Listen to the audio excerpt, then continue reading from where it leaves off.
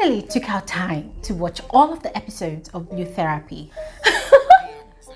My weekend turned out to be quite interesting. And most interesting fact about the show is how it plays with your emotions whilst you're watching it. You're angry, you're amused, you're laughing 1 second, the other second you're filled with so much rage. Like, guys, I must give kudos to Trend Central. Yes, I think that's the name of the production company that owns the show. Those people, they really caught like an entire population of viewers in their feelings. I must tell you, it's crazy. I mean, there's no way you're gonna watch Blue Therapy and then you're not really upset, and then you're not really comparing what's going on in your maybe past or present relationship with what the couples are talking about to the therapist on the show. That is why on this video I will be analyzing the personalities of every single person that is on Blue Therapy. I'm going to be talking about the personality of Denise, the therapist. Yes, I'm going to talk about what I've noticed about her. I'm also going to be talking about Paul and Chioma, who are couple 1, and then Deborah and Jamel, couple 2. Starting with Denise. There is something I love about Denise. I think it's her quiet and calm demeanor. I completely love the way she's able to handle all the hot situations in that council room. Because, guys, to be honest, there are times that Paul brings it so hot. There are times that Paul comes across as so arrogant and insulting and rude that sometimes I wish Denise could just lash out at him. But then that is to show how professional she is as a therapist. Remember, guys, the show is a social experiment, so we cannot really for sure say that, oh, the couples are real or fake. Till today, even when the director of the show has been interviewed several times by different platforms to spill if the couples are real or fake, he is not giving any hint at all if they are real or fake, you know, because for him it makes for more conversations about the show. But talking still about Denise, I love the fact that she's very, very professional at what she does. You know, she allows the couple the time, the space to express themselves. She allows them to go through whatever kind of emotions they want to go through whilst, you know, bearing out their hearts to her. However, sometimes I feel like Denise is more on Chioma's side. I don't know if it's just me, but sometimes I see it, you know, and this is the thing about therapists. They are not supposed to take any sides. And of course, Denise repeats that a lot of times to Paul, you know, who feels like he's being caged by the two women in the room, you know. But for me, you guys, from what I have seen on the show, I feel like sometimes probably because of the feminine instincts in Denise, and also because she can actually relate as a female to Chioma, who is also a female, you know, I feel like sometimes she tries not to share it. She tries so hard not to give it away, but sometimes you still see that our emotions, you know, our sentiments sometimes gears in favor of Chioma. Not like I am saying that Chioma does not deserve it, but as a therapist, she's supposed to be neutral. Overall, I completely love her character on this social experiment. I love the fact that you know, the questions that she asks, they're very, very straightforward. They are unassuming, but they are very strong questions that would trigger the couples to bear out their hearts and express themselves. Although there's been arguments online amongst the Black community that, oh, if they are bringing Black couples onto the show, why didn't they just go ahead and bring a Black therapist? But then, according to an interview with the director, he has said that he understands the community in which he operates with his content. So he knows that if he had gone ahead to bring on a Black person as the therapist, people might not take the show and the issues raised on the show serious, and I am all for that. I completely agree 100%. Moving on to Paul, in as much as Paul has been labeled the villain of the show, he is sort of like my favorite of the whole cast. The reason for that is because of his reactions to some of the things that Chioma says. That guy is so freaking African to the core, and he doesn't even realize it. The guy is so funny. His reactions are epic. You know, when he does all those like, guys, that is typical of what a Nigerian or just basically an African would do. That is a typical reaction you get, you know, when you are giving somebody one heavy lie, or when you are saying something that is not completely true or entirely true. That is how a typical Nigerian especially would react, and that comes out every time, you know, Chioma is trying to defend herself about something that Paul has accused her of, and I find it quite entertaining. I think probably that's why I always look forward to their own session more than Jamel and Deborah session. But on a serious note, Paul is arrogant. Paul is proud, extremely proud. Paul is very, very rude, and worst of all, Paul is the worst narcissist I have ever seen in a long time. Bruh, for real. There are times that Paul is talking on the show, and I'm looking at him like, how did Chioma come in contact with such a person? Guys, don't get me wrong. I'm not saying that people like Paul do not deserve, you know, to be loved or do not deserve to be in relationships. But, you know, there's actually a reason for Paul being the way he is. But regardless, I don't understand how one person can be so extremely defensive. You never see any wrong in what you do. And worst of it all is, I watched up to episode 5 and never for once did Paul apologize to Chioma for any of the things that she accused him of. Instead, I think on 1 or 2 occasions when he actually accepted that he did what she was talking about, he just like, okay, yes, I might agree with you. And then he just continued and moved on to something else, you know.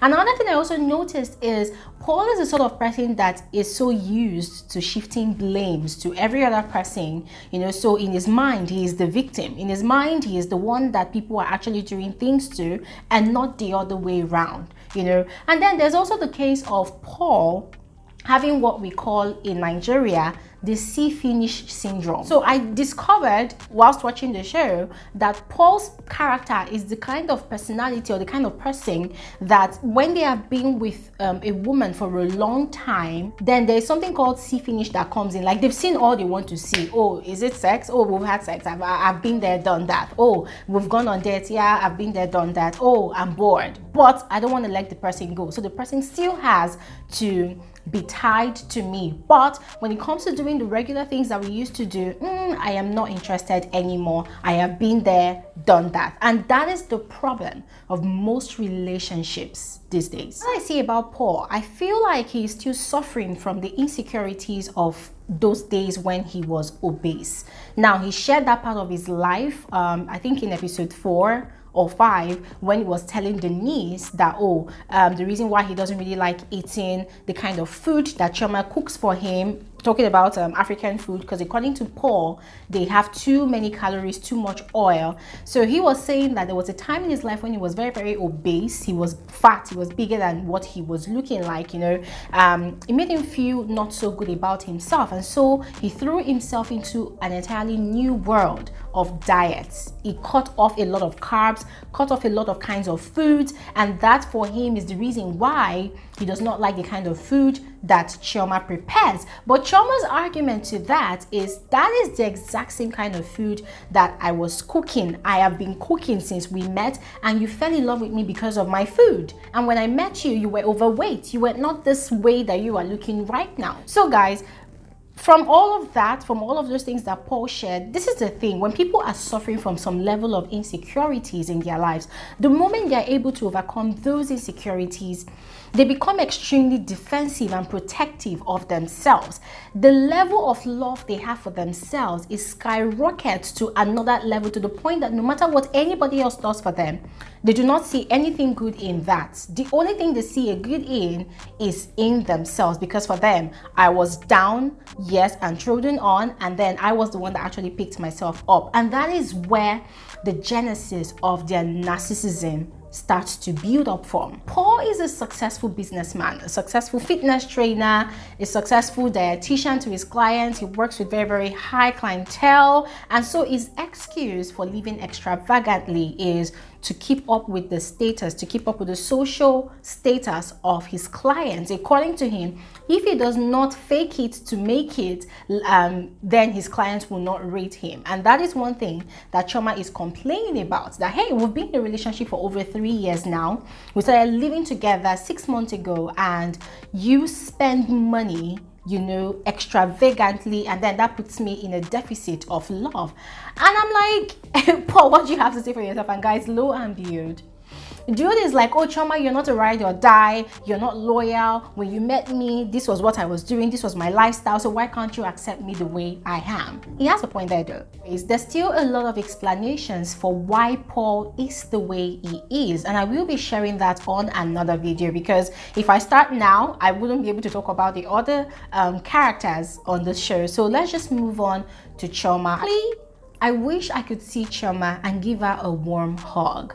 I love how strong she is. I love how assertive she is. I love how confident she is in her body, in herself, in her cultural heritage. By the way, guys, Chioma is Nigerian from the Igbo tribe. Chioma is a conk Naija babe, and I love her for it. I love the way she's so proud about her Naija food and Naija music. I just love the way she openly says it. I love how she's not really ashamed to express, you know, a genuine love and appreciation for her culture and for her family, her mom and her grandmom, who has taught her to cook and carry herself like a true African woman. I also love the fact that she's not really afraid or ashamed to say it the way it is to Paul. I mean, guys, there are some things that Chioma says on that couch and I am like, oh my god, girl, you have to say that. But at the end of the day, I love the fact that all she's saying is not really to spite Paul, but to work towards, you know, bettering their relationship. But unfortunately, dude is out to argue fire and brimstone. However, one thing I've also noticed about Chioma on the show, because guys, I do not know these people from Adam, one thing I've noticed about Chioma on the show is, despite being very, very assertive, I feel like sometimes she does not give Paul the chance to talk. I feel like sometimes she does not allow Paul the space to also express himself. And guys, a lot of people might not really see this because, of course, Paul is already painted the villain. Paul is already painted as the arrogant, you know, dude. But I feel like because Chioma really has a lot on her chest to offload, sometimes when Paul is trying to say his own part of the whole deal, the whole story, you see Chioma cutting him short. You see Chioma, you know, taking the words right out of his mouth, and also some of the words that she also uses kinds of triggers Paul. And in my own opinion, I feel like if you've been in a relationship with someone for over 3 years, and you've been living with the person for over 6 months, I feel like there's some certain things you should know already about the person. There's some certain things you should know, you know, that, okay, fine, maybe this guy is actually a quiet person for real.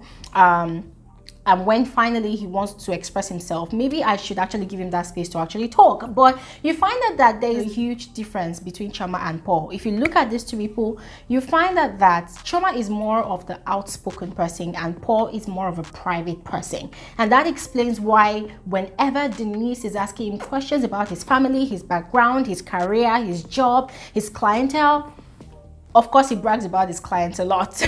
But when it comes to the other things that I mentioned, you find out that Paul chooses to shut Denise down. He does not want to share anything about his private life with Denise. Overall, for Chioma, I love the fact that she's not subdued. She does not come across as a subdued woman.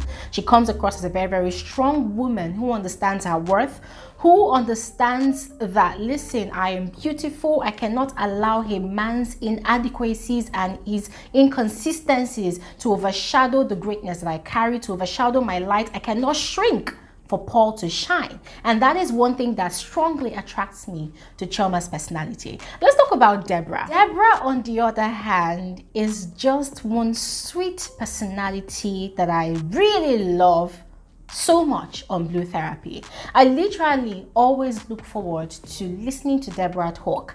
I look forward to seeing her on Blue Therapy. And one of the reasons is because she's so classy. Deborah is so classy. She exudes so much grace, so much class, and a lot of people have trolled Deborah over time, because they feel that she is very, very materialistic. She's very, very shallow-minded. Why? She's always emphasizing to Denise that she believes that Jamel should treat her as a princess. Jamel should take care of her finances and everything, even though she has a 9-to-5 job and she's working. So a lot of people have labeled her as the gold digger, as the shallow-minded girl. She's 24. Oh, what does she know? She's just a black Barbie that's looking for a sugar daddy that's going to take care of her needs. Whilst I was watching the show, I wasn't seeing all this negativity that people were seeing about Deborah. For me, what I saw is a woman who understands her worth, a woman who has been raised in a certain way, who has been raised with a certain standard by her father, and so she has grown up to understand that she deserves more, she deserves better, and that's the standard that she's using to carry herself. I mean, I do not see anything wrong in a woman wanting to be treated like a queen, or wanting to be treated like a princess, or wanting to be treated right. And guys, I really appreciate Deborah's father for training her that way, because this is one of the problems in the society today, especially in this Nigeria society where I live in currently. Listen, a lot of men, when they are in a relationship with women and they do certain things for those women, they make it look like I am your messiah. Oh, without me you cannot exist. Oh, if it is not for me you will not have what you have. Or if I am treating you well, I am actually doing you a favor, because no other man is going to treat you right the way I treat you right. Guys, to be honest, that is the mentality that a lot of men have in this society. I do not know about any other society, but guys, I'm talking about the Nigerian society. So when I hear Deborah talking about her standard of values, guys, I am here applauding Deborah, because hey, as I said earlier, there is nothing wrong in a woman knowing her worth, in a woman knowing her standard and sticking to it. And I love that she keeps on hammering on the fact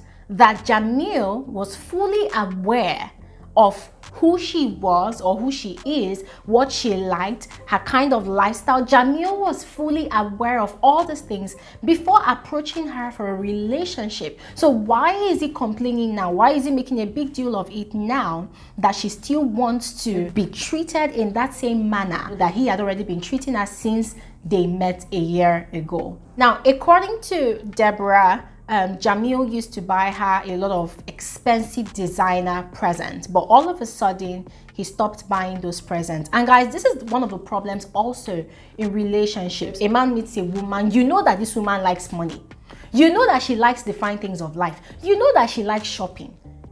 So when you first meet her in the beginning, you're spoiling her, you're buying all those things that she loves, and then all of a sudden you just stop providing all of those things for her. What do you expect her to think? Without any form of communication. This is one problem, guys, no communication whatsoever. If only Jamel had taken out time to explain everything he had explained to Denise, the therapist, that hey, I quit buying all of these expensive things for Deborah because I have a plan. I want to settle down with her. I want to build a house. I want to do this. I want to do that. I am building our finances. Then probably that would have made sense to Deborah, because I do not see Deborah as a dumb person. I see her as a very, very smart young woman. And even though she's young and in her prime, I feel like, yes, she could still have understood. But I am not sure they actually had that conversation, because from everything that was going on, Jamel was just there thinking that, oh, Deborah should understand. For God's sakes, Deborah is only 24. You are 27. What do you expect? Anyways, guys, that is why I love Deborah. And at the end of the day, we all discovered that Deborah wasn't the only person that was quite demanding in her own right. I mean, Jamel also had his own skeletons in his cupboard. About Jamel, I like Jamel a lot. I like how cool and suave he is. I like the way he's very, very gentlemanly when he speaks, and even when he is upset. I love the fact that he doesn't overblow his anger, like Paul, on the other hand, who needs like an entire army to calm him down. So that is why I actually love Jamel. But guys, if there's anything I'm going to blame Jamel for, then I blame him for his lack of communication, because it was just very, very obvious all through the session that one of the things lacking in their relationship is communication, and Deborah kept on hammering on that. Jamel does not value time. He does not value, should I say, her presence in the relationship, and that is why he would feel better to give more time to his clients than to build what he claims to be building financially with Deborah. Now, unlike Paul, Jamel is not proud. Jamel is not narcissistic.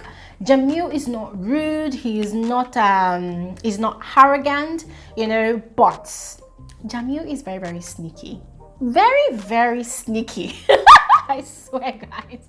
Jamel is very, very sneaky, and I swear there was no lie in Deborah's words that this guy is weird, this guy is sneaky, he does a lot of things, like for instance lying to Deborah that he wasn't going to Afro Nation, and then she saw a notification that he had actually purchased the ticket online. I mean, who does that? And then there's also the part where, oh, you've been dating this girl for over 1 year, you've met her family, knowing fully well that she takes you quite serious. And then you, on the other hand, you have never introduced her to any member of your family. Guy, if that is not the highest level of sneakiness or dubiousness, then I don't know what it is. I don't know. But frankly, guys, there are so many things that needs to be talked about from Blue Therapy, and I'll be sharing more in my next video. My next video promises to be quite enlightening and entertaining. I'm going to be sharing quite a lot on that video, so please don't forget to tune into my channel to watch it, and also don't forget to let me know what you think, your perception about these individuals, Denise, Paul, Chioma, Deborah, and Jamel. Guys, is it Jamil or Jamel? Whichever. Let me know about your perception about them in the comment sections below, and we will meet in my next video. Have an amazing day. Bye.